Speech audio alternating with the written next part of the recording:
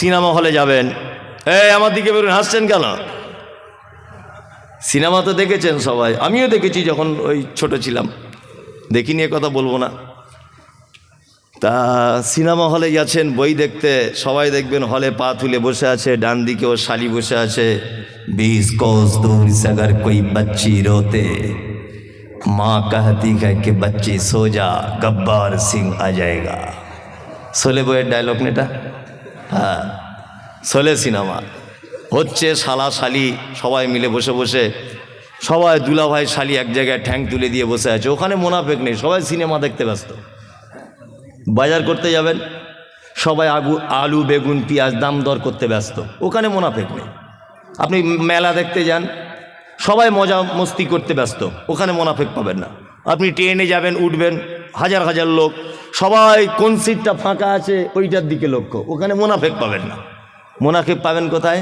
এবার আপনাকে একটা ছোট্ট করে কথা বলছি, কথা শুনতে খারাপ লাগবে, তবে বাস্তবতা খুব বাস্তব।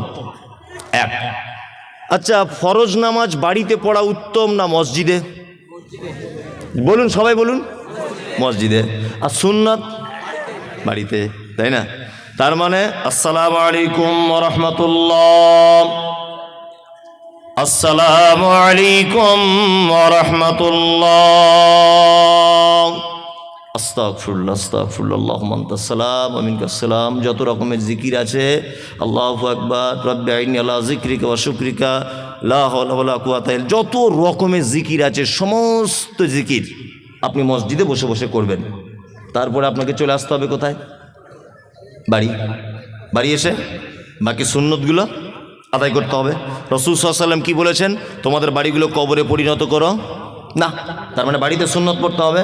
আমার মনে হয় আল্লাহ নবী সাল্লাল্লাহু আলাইহি ওয়াসাল্লাম তো মহাবৈজ্ঞানিক ছিলেন, ব্যাপারটা তিনি বুঝতেন যে এদেরকে যদি সুন্নতের জন্য মসজিদের সুযোগ যদি দেওয়া হয়, সুন্নত তো পড়বে না, গোল টেবিল করে লোকের গীবত আর পরনিন্দা মুনাফিকি করবে। ওই জন্য বলে দিয়েছে নামাজ পড়া শেষ, আগে ঘরে চলে যা, ওইখানে গিয়ে সুন্নত পড়। আমরা কি করি?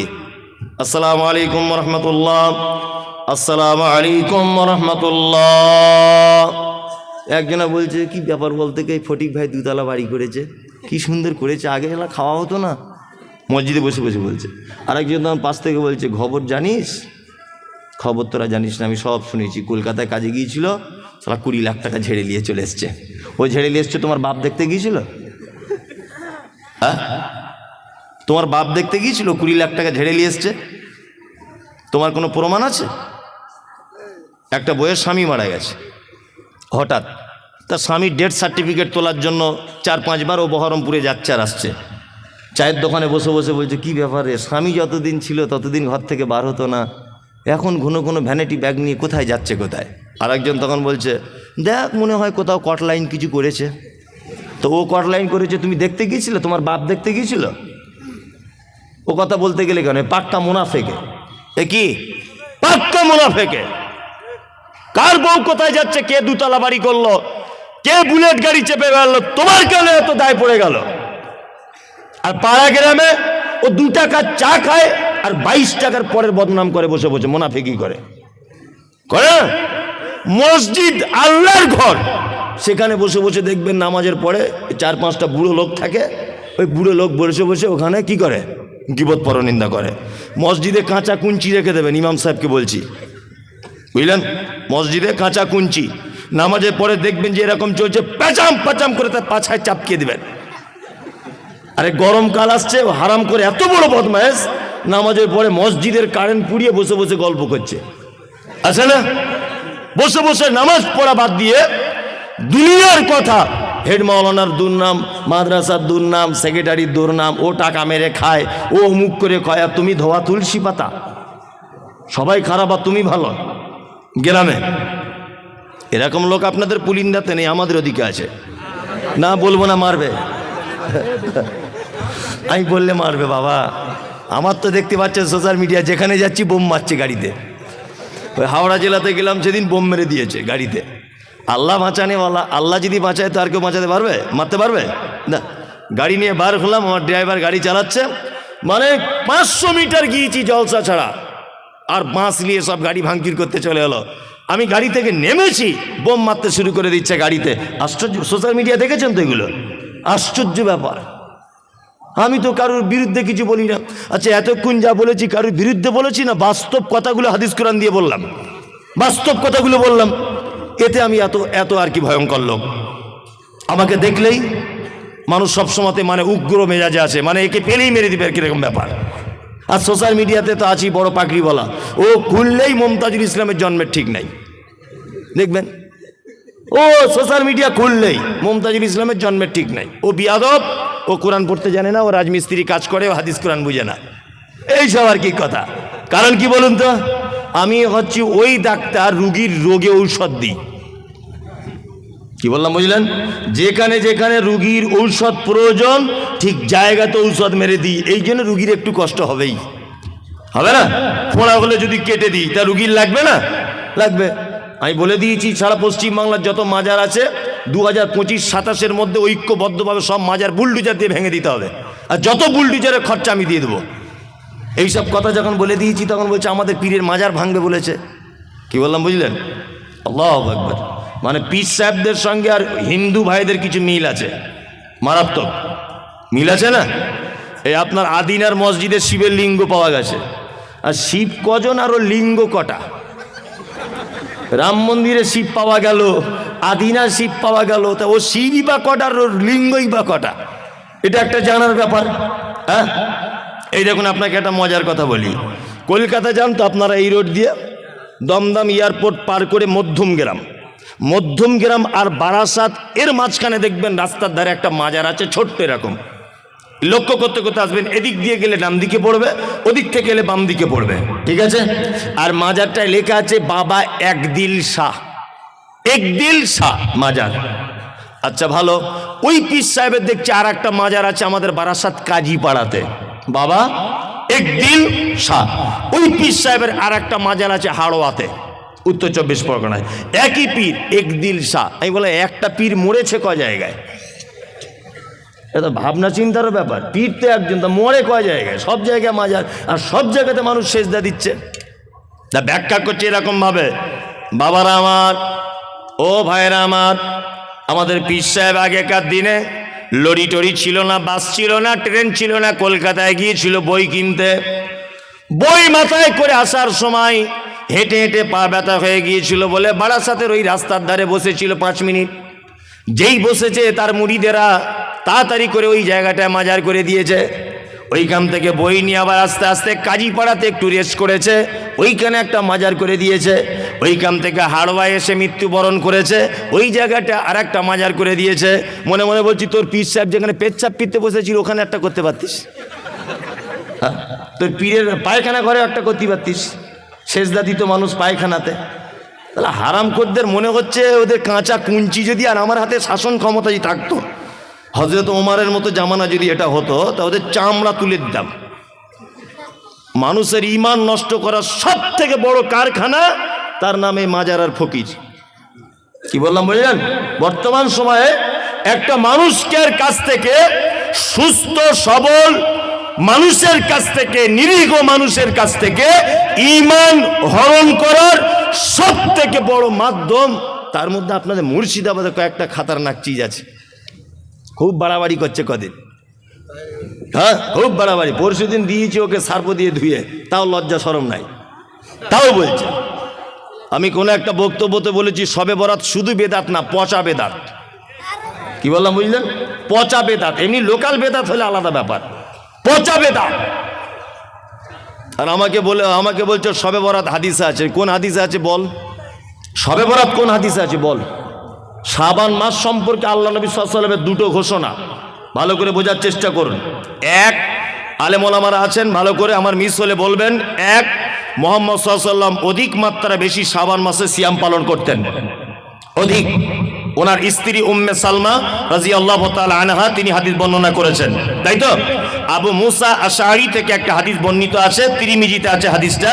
আবু মুসা আশআরী, সমস্ত ওলামায়ে কেরামগণ বলছেন হাদিসটা যঈফ।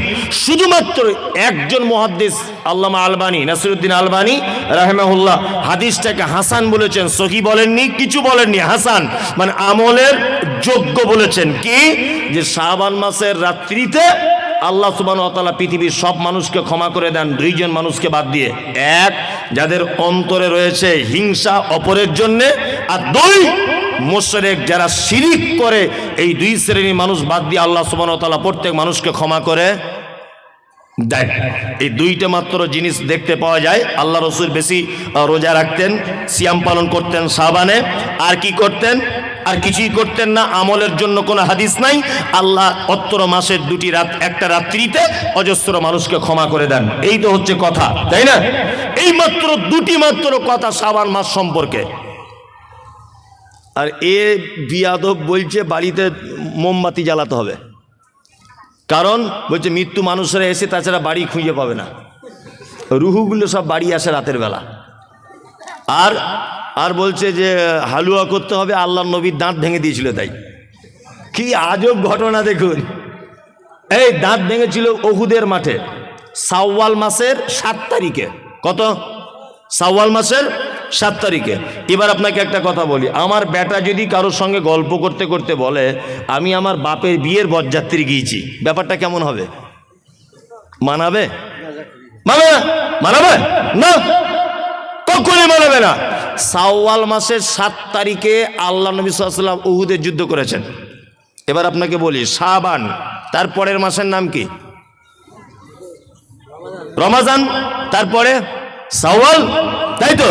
তার মানে শাবান মাসের 15 তারিখ শবে বরাত, এই 15 দিন গেল, মাঝখানে রমজান গেল, তারপরেও শাওয়ালের 6 দিন পর্যন্ত গেল, তখনও নবীজির দাঁত ভাঙিনি। 7 তারিখে গিয়ে দাঁত ভাঙছে, মানে দাঁত ভাঙার আগে হালুয়া করে বসে আছে। মানে কত বড় শয়তানে, মানে এ তার মানে হালুয়া দিয়ে চায় নবীর দাঁত ভাঙুক। আমি বলছি ও হালুয়ার হাদিস খুঁজে পেলো, দাঁত ভাঙার হাদিস খুঁজে পেলো না। ও যদি এত নবী প্রেমিক হবে, সামনে দুটো দাঁত বাড়ির নোড়া দিয়ে ভেঙে দিক না দেখি, তাহলে বলবো বাপের বেটা। ও দাঁত ভাঙবে না, ও হালুয়া খাবে। এই হচ্ছে হাদিস। শুনুন, প্রত্যেক মাসের 3 তারিখে রোজা রাখতেন, সিয়াম পালন করতেন আল্লাহ রসুল। আরবি তারিখে 13, 14, 15। এই রোজা যদি কারো রেখে যদি অভ্যাস থাকে, সেও শাবান মাসে 13, 14, 15 রোজা বা সিয়াম পালন করবে। ঢং করে 15 তারিখের দিন রোজা করবে শবে বরাতকে কেন্দ্র করে, এটা একটা পচা বেদাত। চলুন, এই রাত্রিতে কবর জিয়ারত করা বেদাত, এই রাত্রিতে কোরআন খতম করা, হুজুর ডেকে আনা, বাড়িতে মোমবাতি জ্বালানো, হালুয়া করা, যাবতীয় আড়ম্বর, যত রকমের অলৌকিকতা, যত রকমের সৌন্দর্য, মানুষের মন জয় করা, সমস্ত কিছু হচ্ছে বেদাত। মুহাম্মদ সাল্লাল্লাহু আলাইহি ওয়াসাল্লাম বলেছেন, কুল্লু বিদআতিন জালালা ওয়া কুল্লু জালালাতিন ফিন্নার। প্রত্যেক নতুন আবিষ্কৃত কাজ হচ্ছে কি? ভ্রষ্টতা। প্রত্যেক ভ্রষ্টতাকারীর স্থান ফি মধ্যে, নার মানে আগুন, আগুনের মধ্যে। খুব সাবধানে থাকবেন।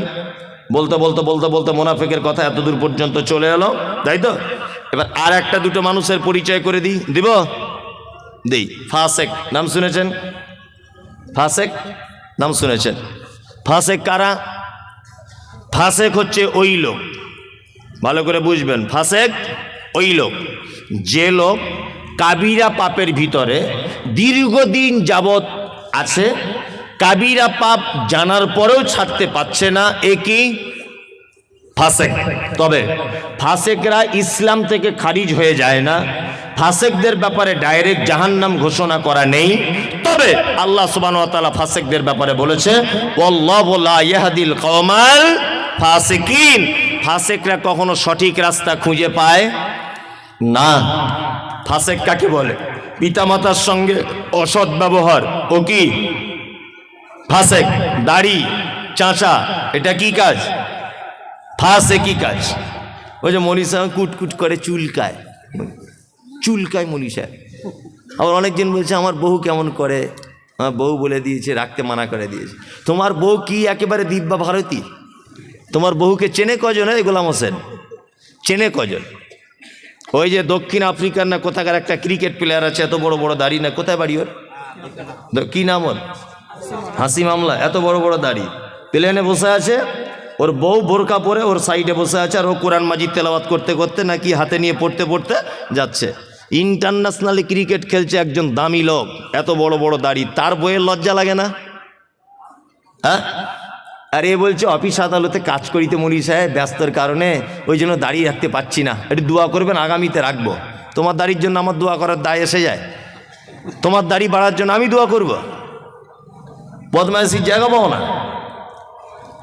হাসি মামলাকে সারা পৃথিবীর লোক দেখছে, তার লজ্জা লাগে না? তার অফিস আদালতে যেতে হয় না? তাকে প্লেনে করে এদেশ থেকে ওদেশ ছুটতে হয় না? ইন্টারন্যাশনাল ক্রিকেট প্লেয়ার হিসাবে মাঠে নামতে লজ্জা লাগে না? আর তোমাকে পুলিমদার লোক চেনে, সারগাছির লোক চেনে, গোটা মুর্শিদাবাদের লোক তোমাকে চেনে? কেউ চেনে না। তোমার লজ্জা কিসের? লজ্জা লাগছে, আশ্চর্য ব্যাপার। এটা ফাঁসাকে, কারণ এটা একটা বড় পাপ। এটা বড় পাপ জানার পরেও ও যে চাচ্ছে বারবার, এই কারণেও ফাসেক। তবে একটা কথা বলে দিচ্ছি, ফাসেক আপনি যদি এই কাজের কারণে হন তাহলে আপনাকে তওবা করে ফেরত আসতে হবে। এখন রাস্তা আছে যে আপনি ফাসেকে আছেন। কি বলছি মাথায় থাকবে এটা? তওবা করে ফেরত আসুন। আর একটা কথা বলছি, আপনি পুলিন্দা মাদ্রাসায় 1 লাখ টাকা দান করেছেন, এসব বাস্তব কথাগুলো কেউ তুলে ধরে না। পুলিন্দাতে 1 লাখ টাকা আপনি দান করেছেন মাদ্রাসাতে। এখন এই মাদ্রাসায় দান করেছেন, প্রত্যেক বছরে করেন। আপনি মারা গেলেন, আচ্ছা বলুন তো, আপনি যে মারা গেলেন আপনার কাফন জড়ানো আছে, সবাই আপনার মুখটা দেখতে আসছে, দেখতে আসে না? কাফন থেকে মুখটা বার করে দেখে। আচ্ছা বলুন তো, আপনার মুখটা দেখে বুঝতে পারবে যে এই লোকটা বড় দানি ছিল? দেখা যাবে? বোঝা যাবে না? আত্মীয়তার সম্পর্ক আপনার ভালো ছিল, আপনার মুখ দেখে কেউ বুঝতে পারবে যে লোকটার আত্মীয়তার সম্পর্ক ভালো ছিল? বোঝা যাবে? যাবে না। পৃথিবীতে একটা মাত্র চরম পর্যায়ে সুন্নত আছে, সেটা হচ্ছে এই। যদিও দাড়ি রাখার ব্যাপারে কেউ কেউ বলেছে দাড়ি রাখা ওয়াজিব, বাধ্যতামূলক, ফরজের সমতুল্য। কি বলছে বুঝতে পারছেন? আচ্ছা বলুন, পৃথিবীতে একটা মাত্র আমল আছে যে আমলটা মানুষের কবর পর্যন্ত প্রমাণ করে যায়, তার নাম দাড়ি। মানুষ মারা গেলে দাড়ি চেঁচে কবরে ঢোকায় না, এই অবস্থায় দেয়, এই অবস্থায় দেয়। অন্তত পক্ষে ফেরেশতারা দেখে বলবে আমাদেরই দলের লোক ছিল, অন্তত একটু আরাম হতে পারে হিসাবটা, বুঝলেন না? আর একেবারে শ্যাম্পু করা লোক যদি ঢুকে যায়, ফেরেশতারা যদি বুঝতে পেরে যায় এই ঢুকেছে রে, এবারে হিসাব কড়াকড়ি করে মার, বলবে কি বলবে না? বলবে, এটা বাস্তবতা। এইটা দেখে অন্তত পক্ষে ফেরেশতারা বুঝতে পারবে যে এটা আমাদেরই লোক ছিল, বুঝতে পারবে না? হ্যাঁ, অনেক তো মেয়েরা আবার আছে দাড়িওয়ালা ছেলে বিয়ে করতে চায় না, করে না? অনেক মেয়ে, ও কলেজে পড়ে নাকি একটু মডার্ন হয়েছে, শুনছি বলে কলেজে পড়ে মেয়েটা, বিশাল ডিগ্রি করছে, ওই জন্য দাড়িওয়ালা ছেলে পছন্দ করে না। অথচ যখন বিয়েতে বসে ওর বরকে বলে দেয় ভালো পাঞ্জাবি আর ভালো টুপি পরবে, কিন্তু বিয়ে করার সময় দেখছি আব্দুল কাদের জেলানির মতো পাগড়ি আর পাঞ্জাবি পরে যাচ্ছে। কেন আন্ডার প্যান্ট পরে আসতে বলতে পারতে? মৌলভী সাহেবদের পছন্দ করো না, দাড়িওয়ালা পছন্দ করো না, তা বিয়ে করার সময় আমার ঢং করে মৌলভী সাহেবের মতো ব্যাগ ধরতে বলছো কেন? যে পাঞ্জাবি পরতে এসো। আপনাদের এখানে বিয়েতে পড়ে বাচ্চা কাচ্চারা? পড়ে। আবার বিয়ে করতে এসে এইরকম করে আছে, মুখে রুমাল দিয়ে, মানে এত লজ্জার বেটাও আর কি। 3 লাখ টাকা পণ নিয়েছে হারাম কর, তখন লজ্জা লাগেনি। 4 লাখ টাকা পণ নিয়েছে, 8টি আর গাড়ি চেয়েছে, তখন লজ্জা লাগেনি। আর বিয়ে করতে গিয়ে এরকম করে বসে আছে, মনে হচ্ছে কোমরে লাঠি মেরে কোমরে হাড় ভেঙে দিয়ে। হারাম কর 3 লাখ টাকা চাইতে সবার সামনে লজ্জা লাগলো না, আর ঘোমটা দিয়ে বসে আছে, মানে লজ্জাপতি গাছ বেটে খেয়েছে। লজ্জা সরব আছে তোমার? বিয়াদব কোথাকারে। বাস্তব না অবাস্তব বলছি? পঞ্চাইতে লজ্জা লাগে না বেটির বাপের কাছে, বেটির বাপের কাছে টাকা চাইতে লজ্জা লাগে না, আর বিয়ে করতে গিয়ে পুরুষ মানুষ রুমাল দিয়ে বসে আছে এরকম করে। মানে কি একেবারে লজ্জাশীল পুরুষ। লজ্জা শরম থাকা দরকার। ওই জন্য যে সমস্ত মেয়েরা এ ব্যাপারে আপত্তি করেন, আপনাকে আমি বলে দিয়ে যাচ্ছি, কোনো মেয়ে যদি নিজে আপত্তি করে যে দাড়িওয়ালা ছেলে বিয়ে করব না, আমি মমতাজুল ইসলাম বলছি আপনি তার থেকে দূরে থাকুন। আখিরাতেও কল্যাণ হবে, দুনিয়াতেও কল্যাণ হবে। আপনার আখিরাতেও কল্যাণ, দুনিয়াতেও কল্যাণ, কারণ ও নারী নামের হস্তিনী। আল্লাহ নবীর একটা সুন্নত আল্লাহ নবীর একটা কঠিন পদক্ষেপকে যে মেয়ে অঙ্গীকার করে সে মেয়ে মুসলিম থাকতে পারে না। শুনুন, আপনি নামাজ পড়েন না আলাদা ব্যাপার, আমি আপনাকে ধরেছি যে ভাই আপনি নামাজ পড়া ধরুন, আপনি বলছেন মৌলভী সাহেব লজ্জা লাগছে আপনাকে দেখে বারবার নামাজের কথা বলেন, সত্যি আমি খুব অপরাধী।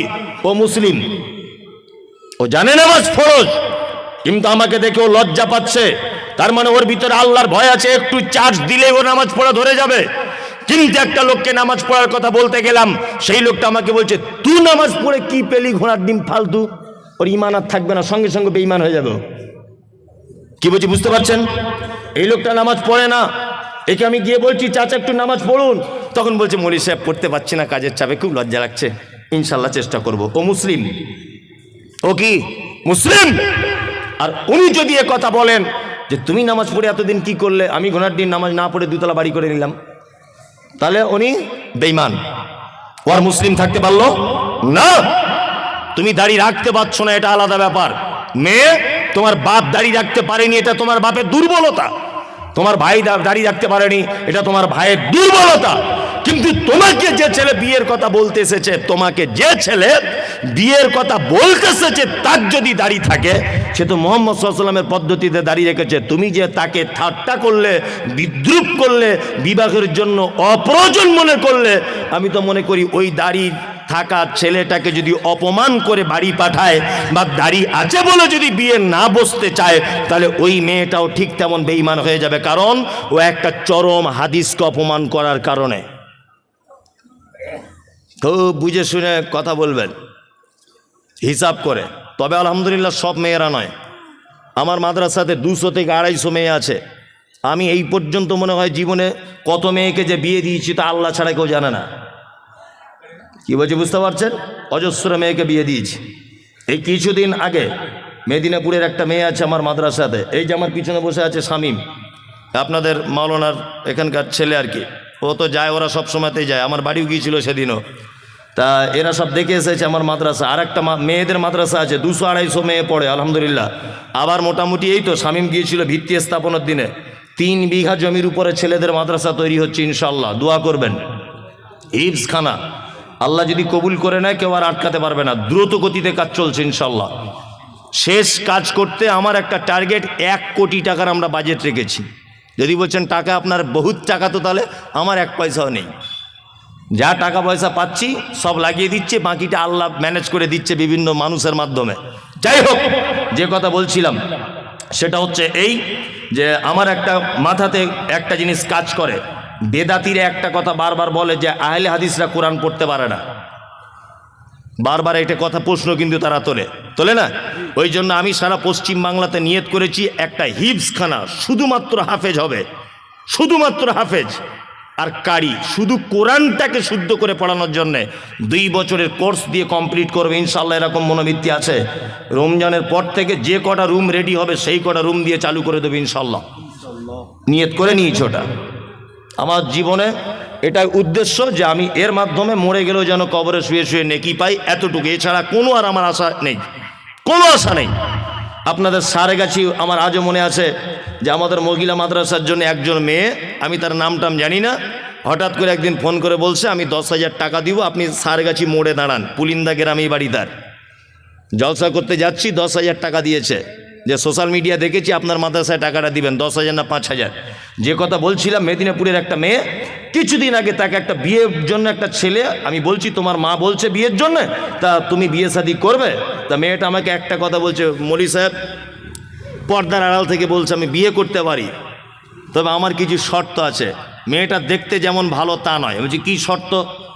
বলছি 1 নম্বর ছেলেটার দাড়ি থাকতে হবে, 2 নম্বর 5 ওয়াক্ত নামাজি হতে হবে, 3 নম্বরে হালাল পদ্ধতির ইনকাম করতে হবে, তাহলে আমি তাকে বিয়ে করব, তাছাড়া করব না। তার মানে বুঝতে পারলাম এখন ইমানদারিনী নারী আছে পৃথিবীতে, আছে না? আছে, আছে। আজ থেকে 1 সপ্তাহ আগের কথা, ইন সার্চ অফ ট্রু ইসলাম, ফেসবুকে একটা পেজ আছে, ইন সার্চ অফ ট্রু ইসলাম, মিলন বলে নাম, মুর্শিদাবাদে বাড়ি। ছেলেটাকে জিজ্ঞাসা করবেন তার প্রমাণ। আজ থেকে 2 মাস আগে একটা মেয়ে ইসলাম গ্রহণ করেছে, ইসলাম গ্রহণ। মেয়েটা আমাকে ফোন করেছে, করে বলছে যে হুজুর আমি আপনাদের বক্তব্য শুনে অনুপ্রাণিত হয়ে ইসলাম গ্রহণ করলাম গোপনে, বাড়িতে কেউ জানে না। মেয়েটা বিয়ে পড়াশুনো করছে কলেজে, খুব সুন্দরী, চরম সুন্দরী মেয়েটা দেখতে। তা আমাকে বলছে, হুজুর আমি বিয়ে শাদী করবো, লুকিয়ে আমাকে একটু বিয়ের ব্যবস্থা করে দেন, আমার বাড়ি থেকে জানতে পারলে আমাকে জবাই করে দিবে, আমাকে জবাই করে দিবে। সেই মেয়েটাকে আজ থেকে 5 দিন আগে আপনাদের বহরমপুরে একটা ছেলের সঙ্গে বিয়ে দিলাম। তা মেয়েটাকে বলছি কেমন ছেলে পছন্দ, তা মেয়েটা বলছে দাড়িওয়ালা ছেলে হতে হবে, 5 ওয়াক্ত নামাজ পড়তে হবে, হালাল ইনকাম করতে হবে, গরিব হলেও চলবে, ঘর বাড়ি থাক আর না থাক। মানে মেয়েটা এত সুন্দরী, যদি বলছেন আপনি দেখলেন কি করে, সত্যি বলতে ও আমাকে দেখার জন্য একটা ছবি পাঠিয়েছিল যে আমি এই মেয়েটা, সেটা দেখে আমি একটা অনুভব করলাম। দেখুন, একজন হিন্দু নারী 2 মাস ইসলাম গ্রহণ করেছে, তার মনের ভিতরে ইসলামের কত ভালোবাসা জন্ম হয়েছে বলে নারী এই কথা বলতে পারছে দাড়িওয়ালা ছেলে ছাড়া বিবাহ করবো না। আপনাকে ফোন নাম্বার দিতে পারি, তার বরের কথা বলবেন যে ঘটনা সত্য না মিথ্যা। বাড়ি থেকে বার হয়ে চলে এসেছে, হিন্দু মেয়ে মুসলিম হয়েছে, ইসলাম গ্রহণ করেছে, তার সমস্ত কোর্টের ডকুমেন্টস রয়েছে, মুসলিম একটা ইমানদার ছেলে তাকে স্ত্রী হিসাবে গ্রহণ করেছে। ভালো নারী নেই এ কথা বলবো না, তবে যত খারাপই আমাদের যারাই কলেজে পড়ছে আর যারা বড় ডিগ্রি করতে যাচ্ছে, ফ্যাশন হয়েছে, এরা বলছে আমাদের আর পছন্দ হচ্ছে না, আমাদের আর পছন্দ হচ্ছে না। কি বলছি বুঝতে পারছেন? দূরে থাকবেন। আল্লাহ তুমি আমাদের ফাসিকি থেকে বাঁচার তৌফিক দান করো, আমিন বলুন, আমিন। চলুন আর একটা ব্যাখ্যা করে দিই, তারপরে আর একটা করব, সেটা হচ্ছে মুশরিক। নাম জানেন মুশরিক? মুশরিক, মুশরিককে শিরিক করে, উনি ভালোই বলতে পারছেন, শিরিক করে মুশরিক। এবার আপনাকে একটা কথা বলে দিচ্ছি, শুনে এখানে, এ কথা বললে তো আরও আপনি আশ্চর্য হবেন। হিন্দু, মুসলিম, জৈন, খ্রিস্টান, হাঁড়ি, চুয়ার, চামার, বাগদি, ছুতর, মেথর, পৃথিবীতে যত জাতির মানুষ বসবাস করে, যত ধর্মের মানুষ বসবাস করে, কোন ধর্মের ভিতরে মুশরিক বর্তমানে খুঁজে পাওয়া খুব মুশকিল। হিন্দু, এদের ভিতরে মুশরিক নেই। খ্রিস্টান, এদের ভিতরে মুশরিক নেই। ইহুদি, এদের ভিতরে মুশরিক নেই। হিন্দু বর্তমানে যারা, তাদের ব্যাপারে কোরআন মাজিদে শব্দ এসেছে সাবেঈ। সাবেঈ হচ্ছে তারা। কারা? সাবেঈ হচ্ছে তারা যারা এক আল্লাহকে আল্লাহ বলে মানে, তারপরেও বিভিন্ন দেব দেবীর আলাদা আলাদা ক্ষমতা আছে এটা মানে, এরা হচ্ছে সাবেঈ। একটা হিন্দু ভাইকে জিজ্ঞাসা করবেন এত বৃষ্টি হচ্ছে কে দিচ্ছে, ও এক চান্সে বলবে বৃষ্টি দিচ্ছে উপরওয়ালা, বলবে না? তার মানে ও জানে উপরে একজন আছে। তারপরেও দেখবেন ও লোহা লাক্কুরের ব্যবসা করে, কি পূজা করে? বিশ্বকর্মা। তার মানে ওর এটা ধারণা যে লোহা লাক্কুরের ডিপার্টমেন্টটা বিশ্বকর্মার হাতে আছে। আরে কলেজের স্টুডেন্ট, স্কুলের স্টুডেন্টরা কি পুজো করে? সরস্বতী। সরস্বতীকে বলা হয় বিদ্যার দেবী। তার মানে বাপ মা তার চাপ মা মেয়েকে বলে দেয় এটা তুমি সরস্বতীর পূজা করবে, কারণ এটা হচ্ছে বিদ্যার দেবী, তুমি ভবিষ্যতে মাইকের মধুসূদন দত্ত হতে পারবে, কারণ এর ডিপার্টমেন্টটা এর হাতে আছে। এ হচ্ছে কি? সাবেঈ। মুশরিককে মুহাম্মদ সাল্লাল্লাহু আলাইহি ওয়াসাল্লামকে বলা হচ্ছে আপনি জিজ্ঞাসা করুন তাদেরকে রাত এবং দিনের বিবর্তনের মালিককে। এক চান্সে তারা বলবে আল্লাহ। সুস্থতা অসুস্থতার মালিককে? আল্লাহ। বেঈমান মুশরিক আবু জেহেল কথা বলবে। আল্লাহ নবী সাল্লাল্লাহু আলাইহি ওয়াসাল্লাম যখন বলছেন কি ব্যাপার, রাত দিনের মালিক আল্লাহ, এ কথা আপনি বললেন, সুস্থতা অসুস্থতার মালিক আল্লাহ, এ কথা আপনি বলছেন, তাহলে কেন আপনি আল্লাহকে ডাইরেক্ট ডাকতে পাচ্ছেন না? আবু জেহেল তখন বলছে মুহাম্মদ শোনো, বেশি ফটর ফটর করিও না, সব কিছুর মালিক আল্লাহ এটা আমি জানি, কিন্তু তোমার আল্লাহকে ডাইরেক্ট পাওয়া যাবে না। আল্লাহকে পেতে গেলে 360টা দেবদেবীর মাধ্যমে পেতে হবে। তার মানে বোঝা যায় যারা আল্লাহকে ডাইরেক্ট পাওয়া যাবে না এই ধারণা রাখে, আর 360টা দেবদেবীর মাধ্যমে আল্লাহকে পেতে হবে এই ধারণা যারা রাখে, এরা কি? মুশরিক। মুশরিক হিন্দুর ভিতরে নেই, খ্রিস্টানের ভিতরে মুশরিক নেই, কোন জাতির ভিতরে মুশরিক নেই। বর্তমানে মুশরিক গিজ গিজ গিজ গিজ গিজ গিজ করছে মাথার উকুনের মতো নামধারী মুসলিমদের ভিতরে। আজ পর্যন্ত পশ্চিম বাংলার কিছু মুসলমান তাদের দাবি আল্লাহকে ডাইরেক্ট পাওয়া যায় না, আমাদের হুজুরের মারফতে তবে আল্লাহকে পেতে হয়। দাবি নেই, এরা কি মুশরিক। এই দেখুন আল্লাহ তাআলা মুশরিকদের ব্যাপারে সূরা তাওবা আয়াত নম্বর 114 আল্লাহ তাআলা বলছেন, মা কানা লিন নবিয়্যি ওয়াল্লাযীনা আমানু আন ইস্তাগফিরু লিল মুশরিকিন, নবী এবং ইমানদারদের জন্য উচিত নয় যে মুশরিকদের জন্য ক্ষমা প্রার্থনা করবে। এই মুমতাজুল ইসলাম বলছি, যারা মাজার পুজো করে, যারা পীর পুজো করে, ওদের জানাজা তো দূরের কথা, ওদের জন্য দোয়া পর্যন্ত করা যাবে না, কারণ ওরা মুশরিক। অবশ্যই ওরা মুশরিক, ওরা মুসলিম নয়। আল্লাহ তাআলা বলছেন, ওয়ালাউ কানু উলি কুরবা, যদিও তারা তোমার নিকট আত্মীয় হয়, তবুও তাদের জন্য ক্ষমা প্রার্থনা করা যাবে না।